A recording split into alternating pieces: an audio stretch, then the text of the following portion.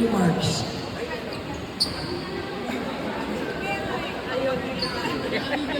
Anong ba yun? And first of all, I want to thank everyone sa sumuporta, sa mga presyo na nandito. Thank you po. Palakpakan niyo naman mga sarili niyo.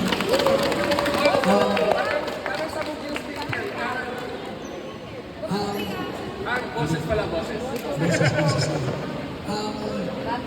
Thank you for being present. Sobrang nakakataba ng puso na makita ko ng mga loved ones ko nandito. Ayun. Sabi ko nga, yung happy place ko kung nasan kayong lahat. Anyway, thank you sa sponsors. Journey Pickleball Club, headed by the President, Nico Cornelli and Joria Cornelli. Without them, yun ang sabi ko pala, patuloy lang tayo, umuha agad siya. And baka may mga gusto kayong paturuan sa akin muna, tapos sa kanya. Ano to? Moy Lane and Bar. Lane Bar and ayan.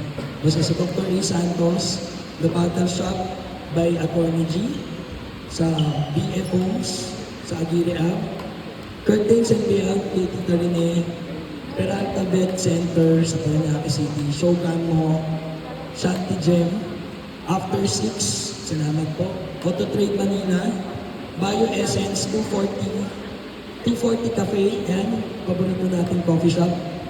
Yan, pag gutom kayo, mamaya may food din naman, pero alam mo yun, pag gusto ng snacks, available yung coffee shop.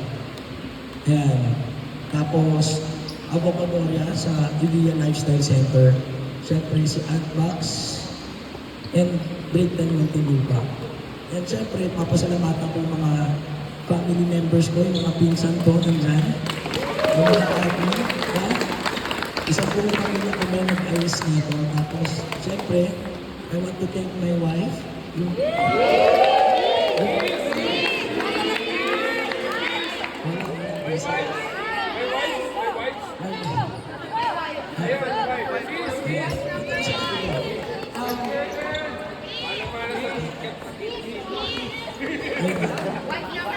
Ako pasalamat si Anne. I want to thank our photographer. Ayun ang vlog. At yung isang volunteer natin, si Nessa. Thank you, Nessa, yung maglilinis ng court mamaya after. Ayun.